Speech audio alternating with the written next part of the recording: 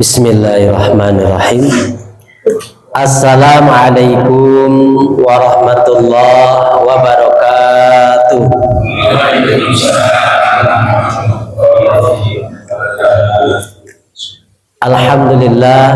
Alhamdulillahi rabbil alamin wa bihi nasta'in wa ala umuri dunya waddin. Asyhadu an la ilaha illallah wahdahu la syarikalah wa asyhadu anna Muhammadan abduhu wa rasuluhu la nabiyya ba'dah. Allahumma salli wa sallim ala sayyidina Muhammadin wa ala alihi wa ashabihi wa man tabi'ahum bi ihsanin illa yaumiddin, amma ba'd. Hadirin wal hadirat, bapak-bapak, ibu-ibu jamaah Masjid Al-Kautsar, puja dan puji syukur kembali kita panjatkan kehadirat Allah Subhanahu wa taala. Karena sampai malam hari ini kita masih diberikan nikmat dan karunia yang begitu besar, baik itu nikmat iman, nikmat Islam, juga nikmat yang tidak kalah penting bagi kita, yakni nikmat sehat walafiat, sehingga dengan nikmat-nikmat ini kita bisa hadir dari rumah ke masjid ini. Pertama dalam rangka sholat maghrib berjamaah, dan insya Allah pada sholat maghrib ini kita lanjutkan kembali dengan salah satu kewajiban kita yang lain, yakni thalabul ilmi. Bapak Ibu yang dimuliakan oleh Allah Subhanahu wa taala, kajian tafsir kita dilanjut kembali masih di surat Al-Baqarah, dan malam hari ini kita lanjut ke ayat 103. Surat Al-Baqarah ayat 103. Surat Al-Baqarah ayat 103.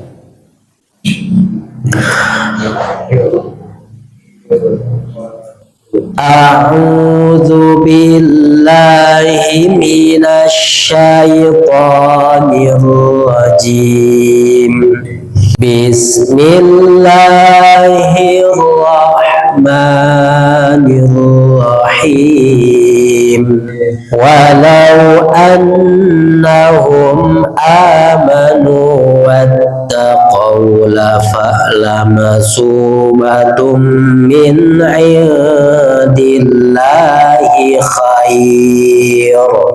Lamasubatun min indillahi khairun law kanu ya'lamun. Ayyuhalladzina amanu la taqulu ra'ina wa qulu zurna wasma'u. La taqulu ra'ina wa qulu zurna wasma'u walil kafirina adzabun alim. Ma yawaddu alladhina kafaru min ahlil kitabi walal musyrikina an yunazzala alaikum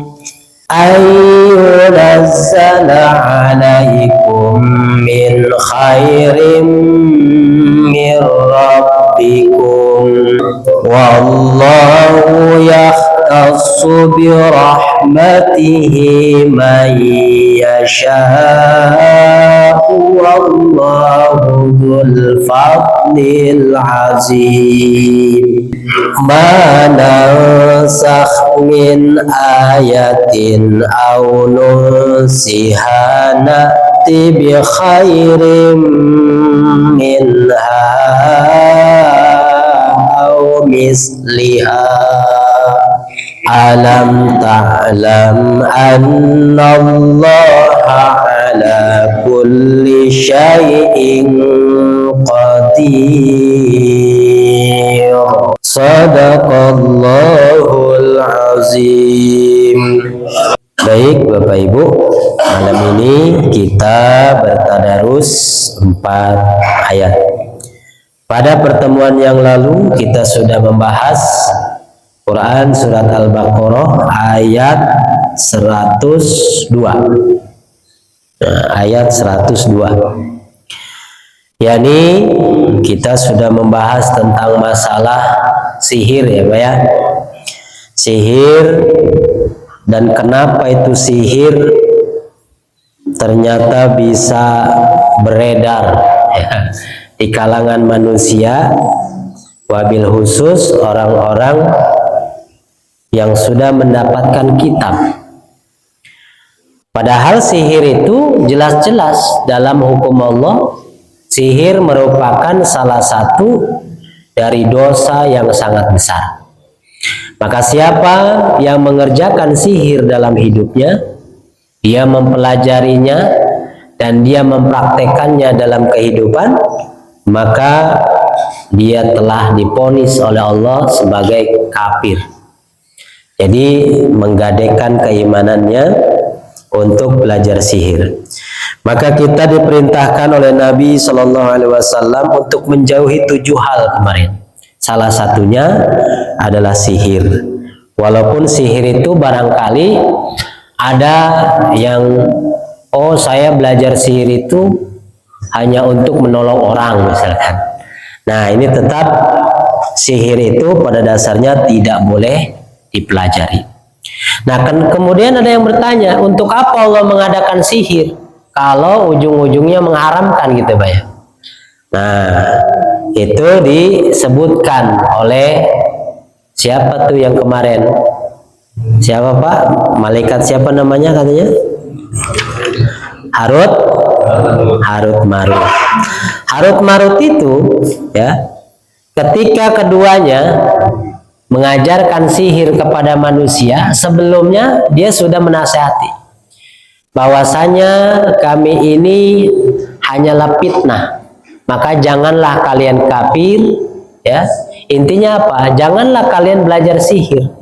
Tapi ternyata kebanyakan manusia itu tidak mau mengindahkan. Akhirnya apa?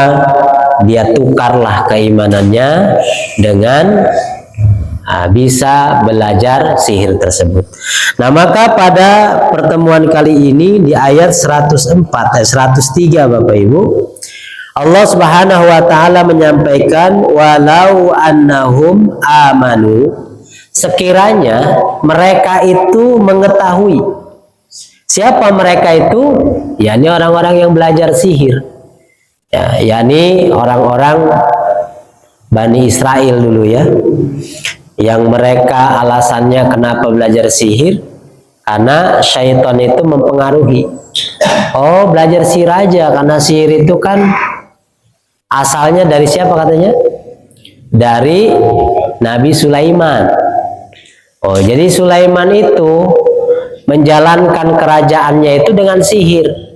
Dan dari situlah orang-orang ittaba'u, mereka mengikuti apa yang disampaikan oleh syaitan, yang kemudian banyak atau diantara manusia itu mereka kemudian terjerumus mempelajari sihir. Karena alasannya apa? Oh, itu Nabi Sulaiman yang mempelajari sihir itu, maka kita juga boleh gitu kan. Padahal bukan Sulaiman yang menggunakan sihir, tapi syaitan. Maka di sini siapa yang belajar sihir, maka dia akan mendapatkan kerugian. Walau annahum, sekiranya mereka amanu, beriman, wattaqau, dan mereka juga bertakwa. Iman artinya yakin kepada Allah, takwa artinya takut, tidak akan melaksanakan apa-apa yang dilarang oleh Allah. Salah satunya apa tadi? Belajar sihir. Nah, kita orang bertakwa itu tidak akan mau mempelajari sihir ya, walaupun motifnya apapun lah istilahnya, itu nggak bakalan mau. Kenapa? Kita lebih takut kepada Allah karena belajar sihir adalah sesuatu yang dilarang oleh Allah Subhanahu wa taala.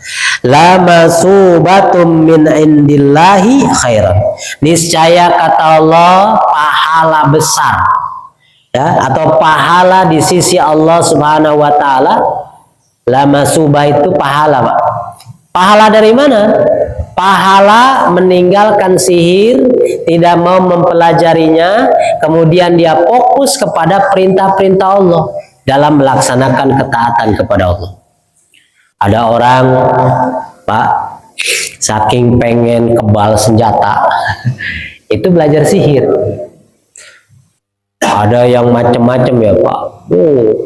Dia harus bayar maharnya sekian, harus ngikutin persyaratannya, mati geni, mati apa Pak?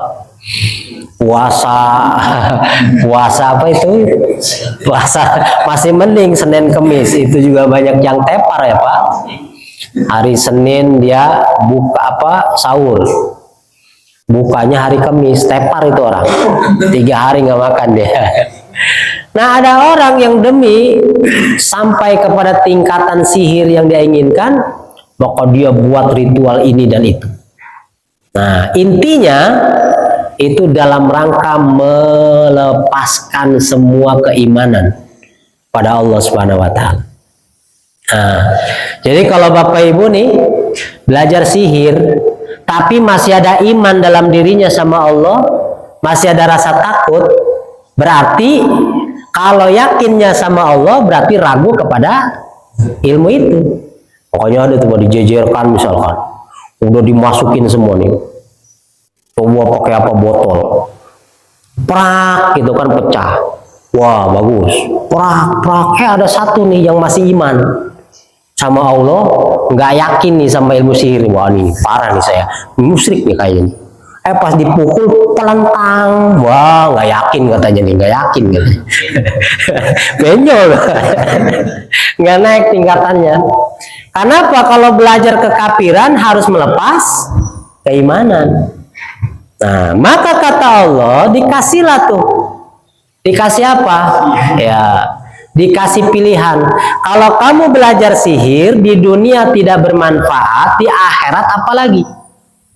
Tidak akan mendapatkan bagian sedikit pun dari kebaikan itu. Nah, tapi kalau kamu meninggalkan sihir, beriman kepada Allah, bertakwa, menjalankan perintah-perintahnya, menjauhi segala larangannya, maka lamasubatun min indihi, yakni apa? Pahala besar di sisi Allah itu khairun, lebih baik. Makanya rugi Pak, kita kalau dari kasih pilihan sama Allah ternyata milih sihir. Gaya paling berapa tahun sih kita kalau punya sihir Pak? Hebat nih orang, ditembak ngebul, apalagi Pak? Oh kamu mau ini, waktu sama dia bisa gitu kan? Itu semuanya seperti mukjizat, tapi itu sihir. Ingat, kalau sihir bisa dipelajari, tapi syaratnya dalam ayat ini berarti dia melepaskan keimanan kepada Allah Subhanahu wa Ta'ala, dia akan menjadi kafir. Nah, walaupun barangkali fisiknya, label namanya, ustadz, kiai, apapun, tapi kalau sudah belajar sihir, itu langsung di mata Allah dia adalah kafir. Nauzubillah ya. Maka ditutuplah oleh Allah, laukanu ya'lamu, sekiranya kamu tahu. Maksudnya bahasa sekiranya kamu tahu maksudnya apa Pak? Karena kebanyakan orang yang belajar sihir ini sebetulnya tahu bahwa sihir itu bukan ilmu yang direkomendasikan oleh Allah untuk dipelajari. Tapi kebanyakan manusia demi apa? Pengen jadi orang yang ditakuti, pengen jadi orang yang paling hebat di dunia, pengen jadi orang yang banyak tuh, itu ilmu sihir. Atau pengen ingin mengalahkan musuh, ingin memberikan apes sama orang. Banyak itu motifnya belajar sihir. Nah, tetapi kata Allah, kebanyakan orang yang tahu ini bahwa ilmu itu membuat dia kafir, kebanyakan dari mereka tetap jalan. Artinya apa? Tetap mempelajari sihir. Makanya bahasanya apa? Laukanu ya'lamu. Sekiranya mereka itu mengetahui, maka pahala di sisi Allah itu lebih besar daripada manfaat yang dia rasa dari belajar sihir. Nauzubillah. Maka dari sini Bapak Ibu, kita ini orang-orang yang beriman, lepaskanlah diri kita dari segala keinginan untuk belajar hal-hal yang diharamkan oleh Allah, dari ilmu-ilmu sihir dan sebagainya. Nah ini, di kita di Indonesia itu kan sebelum Islam masuk, Pak. Itu keyakinan besarnya ada berapa sih? Ada dua. Kemarin sudah. Pertama dinapoe lain, dinamisme. Yang kedua animisme. Inilah yang mempengaruhi budaya di kita ya kebanyakan. Jadi orang kalau memang dia tidak fokus kepada pendidikan kepada pelajaran agamanya, baik itu dari Al-Quran, Sunnah, bagaimana dia mencontoh Nabi dari hadis-hadis, maka dia kebiasaan ini di kita itu ini tidak jauh dari ini. Pertama dinamisme. Dinamisme itu apa? Meyakini bahwa benda-benda itu keramat, benda-benda itu ada isinya, ada manfaat yang bisa memberikan manfaat, bisa memberikan kemudorotan. Nanti bentuknya macam-macam. Itu ada keyakinan dinamisme sama cincin. Yo cincin aing yo mau dipakai, jangankan air ngagolak, air keras pun katanya saya kuat megang. Ternyata es batu dipegang atuh wah. Nah ini cincin. Kalau dia yakin kepada cincin tersebut bisa memberikan kekuatan, mudorot ataupun apalah manfaat, membuat dia itu hebat lebih dari yang lain, maka keyakinan ini dinamisme. Nah ini kalau sudah mengakui bahwa benda ini bisa memberikan ini dan itu tadi tuh, maka dia bisa menjadi orang yang menyekutukan Allah. Nah, tapi kalau buat apa Pak? Hiasan, Pak bagus-bagus. Coba eta batu-batu non arum manis, ada batu arum manis. Macam-macam kan batu namanya. Bagus-bagus eta. Resep nempona. Dipakai sama kita boleh, nggak masalah. Selama itu tidak ada keyakinan membuat kita percaya diri semakin gagah, hebat dan lain gara-gara megangin. Tapi kalau dicabut cincinnya melempem dia, waduh bahaya ya, bisa tembus ya.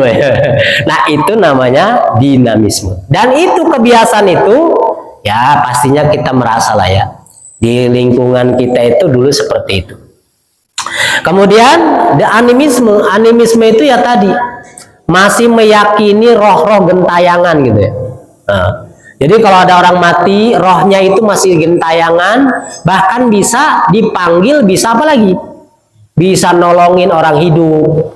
Ya, kalau orang itu cucunya mau jatuh, itu roh langsung megang dia, nggak jadi jatuh gitu kan. Makanya apa? Karena meyakini masih ada roh-roh yang bisa membantu orang hidup, maka roh itu kemudian sering diundang, kodamnya itu kan, sering diapain lagi? Sering dikasih makan dengan sesajen-sesajen. Di kita biasa sesajen-sesajen itu. Kalau sesajennya sama orang hidup, Pak, makan silakan, bagus itu maidah itu. Sodako kasih makan, ayo. Tapi kasih makannya orang mati, misalkan orang yang sudah meninggal. Pulan disebutin tuh, bin pulan, mangan, makan dahar di dia bareng. Sambil disunut apanya Pak? Menyannya. Udah gitu bilang, karena yakin roh-roh itu bakal makan, yang bikin makanan itu bilang sama yang lain, jangan diambil ya, kalau mau diambil nanti kalau menyannya sudah mati. Kenapa? Lagi makan itu kalau masih hidup, ketahu gitu. Orengan etama apa? Pengalaman saya itu gitu. Dulu saya di kampung saya itu gitu Pak, pokoknya kalau malam Jumat itu banyak tuh sesajen itu ya, mantap. Anak sorangan mah kadang teu dibere, ari jurig ngus areueuh dibere antang nginumna 7 rupa, makanannya 7 rupa, terus macem-macem lah, dipanggil suruh makan. Sayanya diingatkan jangan ngambil ya, kalau udah mati boleh ambil. Sampai sekarang saya masih ingat aja tuh. Nah, kalau di sini kayaknya udah nggak ada ya, di daerah Tangerang nggak ada yang ngaku. Bisa ya. Nah itu adalah apa? Keyakinan. Maka kita kalau sudah beralih kepada Islam, berpikirnya kepada Islam, pemahaman kita fokus kepada al-Islam ini, maka tinggalkan semua pemikiran-pemikiran yang seperti itu, dinamisme, animisme. Apalagi kita sampai meyakini dengan belajar sihir kita nanti begini begitu dan sebagainya. Ingat, semua itu kebermanfaatan yang dirasakan oleh manusia hidup pada dasarnya nikmat dari Allah Subhanahu wa Ta'ala. Sebaik-baik nikmat adalah nikmatnya orang-orang yang selalu bersyukur kepada Allah Subhanahu wa Ta'ala. Makanya di surat pertama kita diajarkan kalau dapat nikmat, lisannya mewakili mengucapkan alhamdulillahirabbil alamin. Alhamdulillah, segala puji bagi Allah, ya Tuhan semesta alam yang telah apa? Yang memberikan rizki, memberikan hidup, memberikan ini dan itu semuanya. Jadi fokus kita hanya kepada Allah, dan itulah yang ditawarkan oleh Allah. Jika engkau iman dan takwa kepada Allah, tinggalkan semua keyakinan di luar Islam tadi itu, pemahaman yang tidak benar tadi itu, maka lebih fokus kepada ibadah kepada Allah, maka itulah yang terbaik bagi kita, baik di dunia sampai di akhirat. Ini luar biasa, Pak. Baik, kemudian kita masuk ayat 104. Ya ayyuhalladzina amanu la taqulu ra'ina. Nah, hai orang-orang yang beriman, janganlah kalian mengatakan ra'ina. Berarti yang dilarang kata-kata ra'ina. Wa qulu, dan hendaklah kamu berkata unzurna. Ya, lihatlah, perhatikanlah kami. Kalau ra'ina artinya apa, Pak? Peliharalah kami. Maka peliharalah kami, ra'ina ini, kata Allah jangan digunakan lagi tuh kata-kata itu, tapi gunakanlah unzurna. Nah, unzurna ya. Wasma'u, dan dengarkanlah, walil kafirina azabun alim, dan bagi orang-orang kafir itu ada azab yang sangat pedih. Bapak Ibu, ayat ini diturunkan berkaitan dengan apa? Dengan kebiasaan orang Arab, khususnya itu di Madinah. Itu kalau dia ingin mendengarkan penjelasan Nabi tentang Al-Quran, tentang agama ini, maka mereka itu selalu mengatakan, ya Rasulullah ra'ina. Ya Rasulullah, ya. Apa? Di sini apa bahasanya? Peliharalah kami. Ya. Jadi bahasa itu sudah terbiasa. Tapi kemudian bahasa itu disimpangkan sama siapa? Orang-orang Yahudi yang suka dengar kebiasaan itu. Ro'ina itu kemudian itu dipakai sama orang Yahudi, sedangkan Yahudi apa kemarin? Orang yang tidak mau menerima Islam, banyak alasannya, banyak tipu dayanya, ya itu banyak sekali. Termasuk ketika orang-orang Madinah itu di hadapan Nabi suka mengatakan ro'ina, kemudian sama orang Yahudi itu dijadikan kata-kata, tapi dalam rangka apa? Dalam rangka menghina. Nah, kita bisa, Pak, menghina dengan kata-kata? Bisa. Misalkan ada si Fulan suka ngomong, oh tolong ya, kita ini mau menghina dia dengan kebiasaannya begitu. Oh tolong ya. Kalau ada dia, oh tolong ya, gitu kan. Maksudnya kita ngomong ngikutin dia tuh, ngikutin buat apa? Buat ngebully bahasanya. Kalau ada kebiasaan orang kemudian kita tuh diungkapkan begitu, kebiasaan dia sebetulnya itu dalam rangka menghina dia.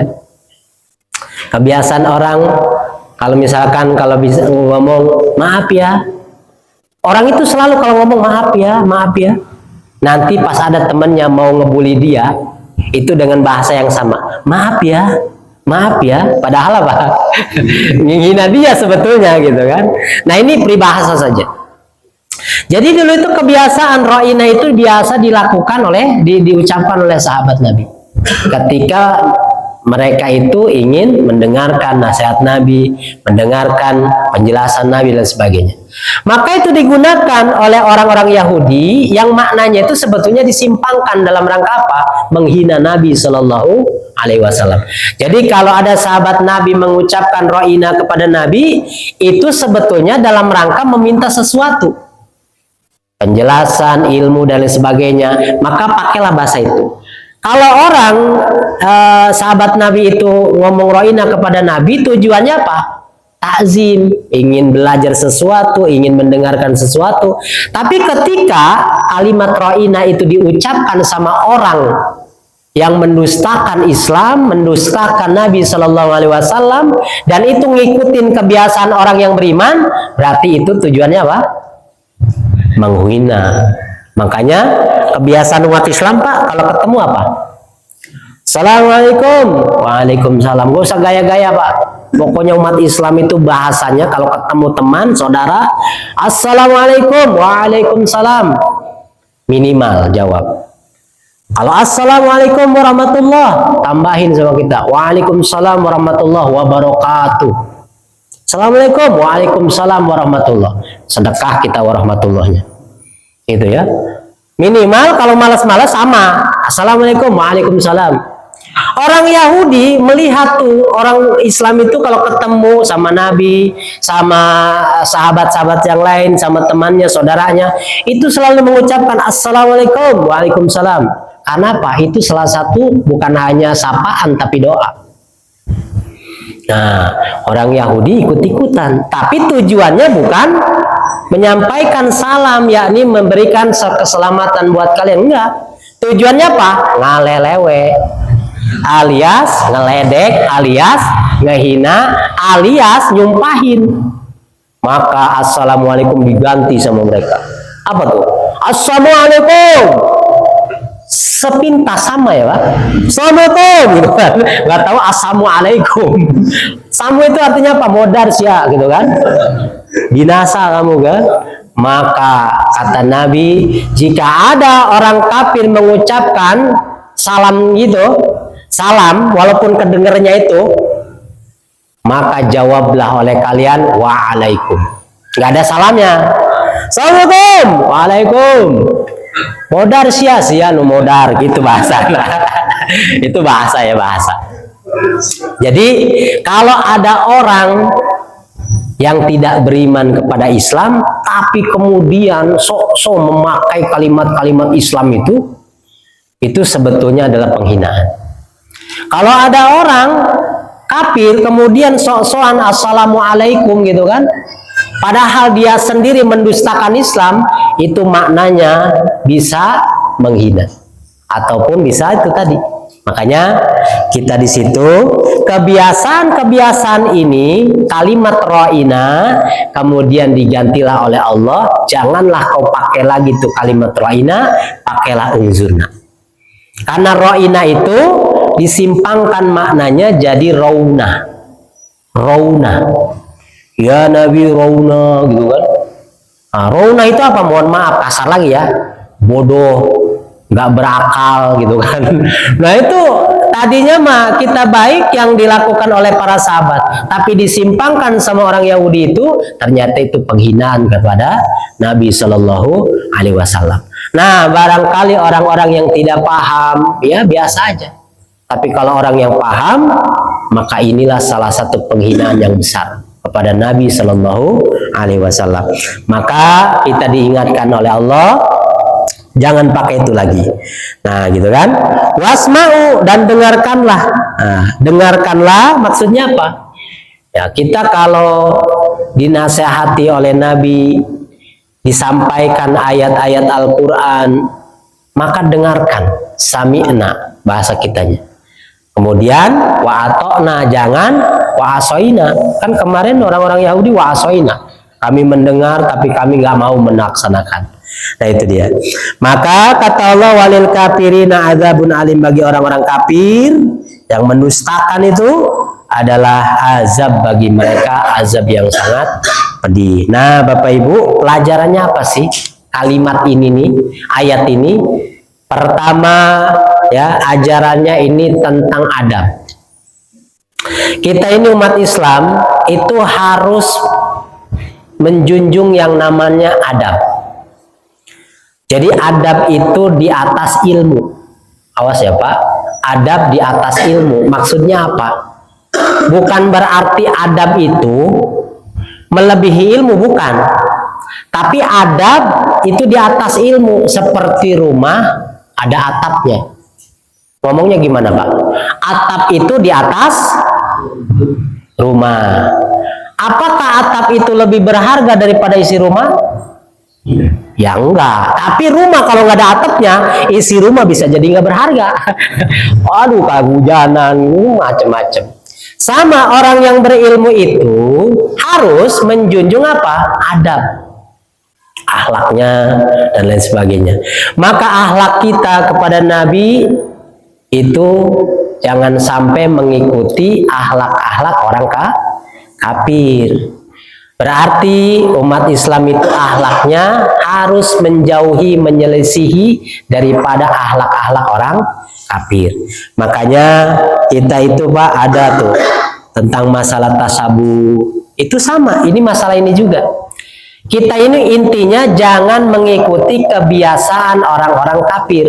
Ya, dalam segi bicara yang suka ngebully tadi, ya, dalam segi apa, ya, dalam segi dia menjelek-jelekan orang lain, qadfu gitu kan, merusak harga diri orang lain. Nah, kita umat Islam nggak boleh.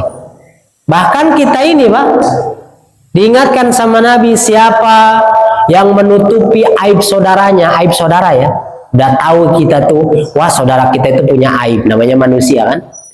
Kemudian kita itu paling enak apa biasanya? Membuka aib orang kan. Kalau ngobrol, kalau nggak ngomongin aib orang lain, nggak hidup tuh omongan.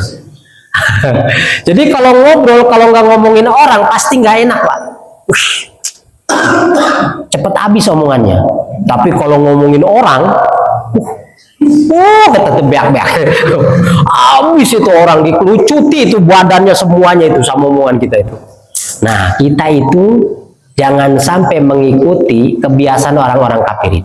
Karena orang beriman takut Pak. Kalau ngomongin orang itu takut. Ada ayatnya, ada.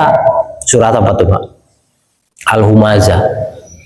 Wailul likulli humazatil lumazah.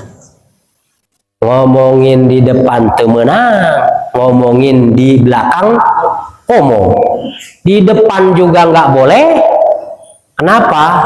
Ya nggak boleh menyakiti hati orang. Woi sia dasar lain jelema sianya, bodoh. Aing kok lain jelema. Itu di depan orangnya. Biasanya kalau orang menghujat di depan orangnya, itu menunjukkan orang ini apa Pak? Sombong. Karena merasa lebih hebat dari dia. Makanya yang lebih rendah dibully sama dia. Coba kalau dianya ngerasa lebih rendah, nggak bakal ngebully yang tinggi. Berani nggak Bapak ngebully Pak RT misalkan? Misalkan Pak RW, siapa lagi? Pak Lurah. Pak Lurah. Wah, nggak berani. Kita kan bukan RT, bukan RW, bukan Lurah ya. Apalagi ngebully presiden. Tapi beraninya di mana? Di belakang. Habis presiden kita juga sama, semuanya habis. Tidak ada presiden di dunia ini yang nggak dibully sama netizen. Habis netizen itu gampang ngebully orang itu ya. Nah, kita ini dilarang untuk mengikuti kebiasaan-kebiasaan orang-orang yang tidak beradab. Nah, maka kita kepada Nabi harus jaga adab kita. Kepada siapa lagi? Kepada orang tua kita harus menjaga adab. Kepada yang lebih muda dari kita sama adabnya apa? Kita menyayangi yang lebih muda, menghormati yang lebih tua. Dan kita yang terbaik adalah orang beriman bertakwa itu adalah selalu melihat diri sendiri. Jadi dilihat nih kekurangan kita apa. Kalau kekurangan orang mah ya nggak usah dicari-cari. Kadang kita kan nggak nyari juga kan, kekurangan manusia gampang ya Pak terlihat. Maka kita fokuslah supaya apa? Selalu menjaga ya akhlak kita, supaya akhlak kita menjadi akhlakul karimah. Ini inti daripada ya larangan kita mengucapkan ro'ina, karena ro'ina itu dijadikan kebiasaan orang-orang Yahudi untuk mencaci maki Nabi Shallallahu Alaihi Wasallam. Dan kebiasaan itu sudah menjadi kebiasaan. Nah, kita jangan mengikuti kebiasaan orang-orang kafir tadi. Baik, tapi apa? Wasma'u, dengarkanlah, perhatikan kalau dinasehati. Jangan ada nasihat Nabi menyampaikan, gitu kan? Tidak mau memperhatikan dan sebagainya. Nah, itu juga menunjukkan adab juga. Walil kafirina azabun alim, dan bagi orang-orang yang kafir tidak mau mendengarkan nasihat-nasihat, bahkan tidak mau mengindahkan larangan-larangan Allah Subhanahu wa taala, maka mereka itu akan mendapatkan azab yang sangat pedih. Masya Allah ya Pak. Itu adalah salah satu tentang masalah akhlak. Kemudian di ayat 105 Bapak Ibu, ma yawaddul ladzina kafaru min ahlil kitab, orang-orang kafir dan ahli kitab, wal musyrikina di situ, dan orang-orang musyrik, ma yawaddu, mereka tidak akan mau, ya, tidak akan menghendaki, an yunazzala alaikum min khairin min rabbikum, yakni diturunkannya kebaikan-kebaikan dari Tuhanmu kepadamu itu. Maksudnya apa nih Mbak? Orang kafir maksudnya lawan dari orang mukmin.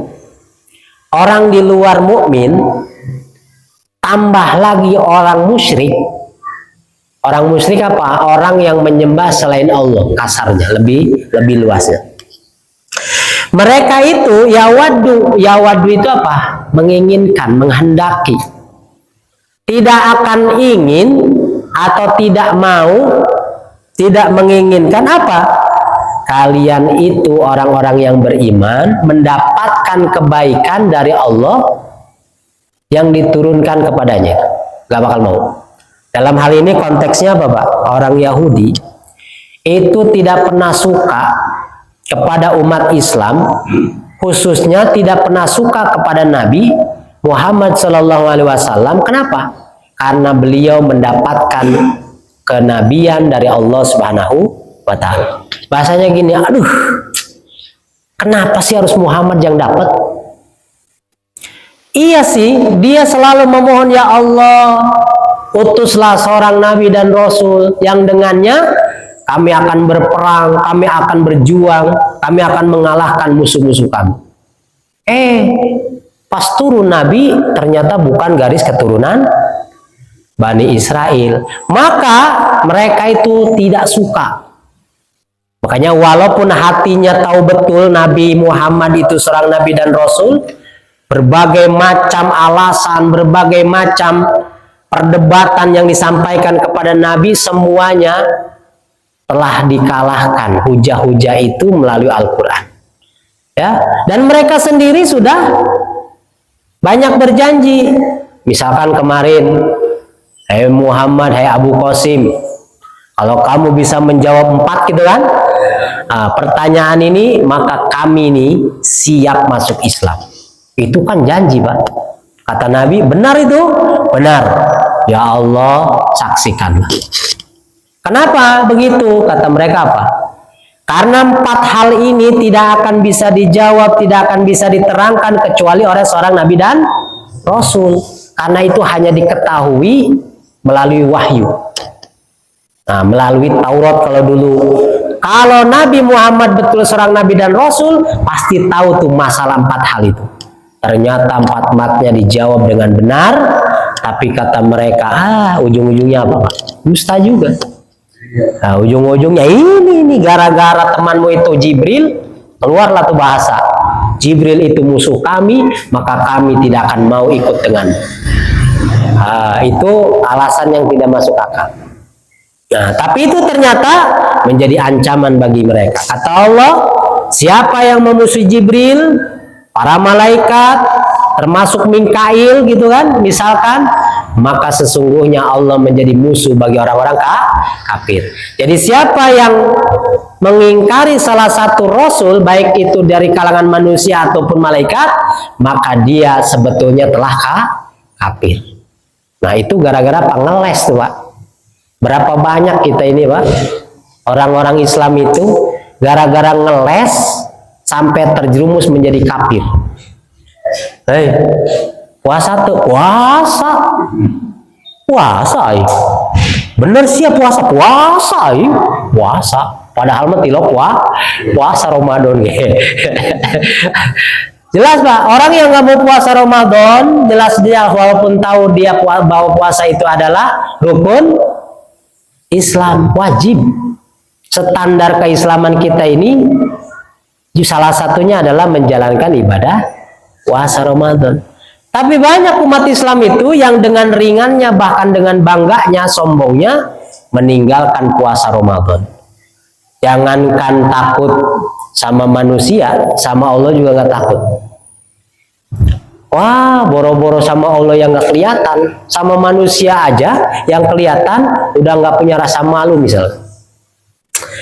Ini banyak orang yang ngeles itu, padahal dengan ngelesnya dia, akhirnya dia menggadaikan atau mungkin melepaskan salah satu rukun dari keislamannya.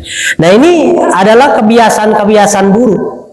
Nah, kata Allah Subhanahu wa taala, orang kafir ya, di kalangan ahli kitab dan juga orang musyrik itu tidak pernah suka kalau kalian umat Islam, kalau Nabi Shallallahu Alaihi Wasallam, Nabi Muhammad itu mendapatkan kebaikan dari Allah. Kalau Nabi berupa kenabian dan kerasulan. Kalau kita nggak suka tuh orang Yahudi kepada kita karena kita mau beriman kepada Allah dan Nabinya, kepada Rasul.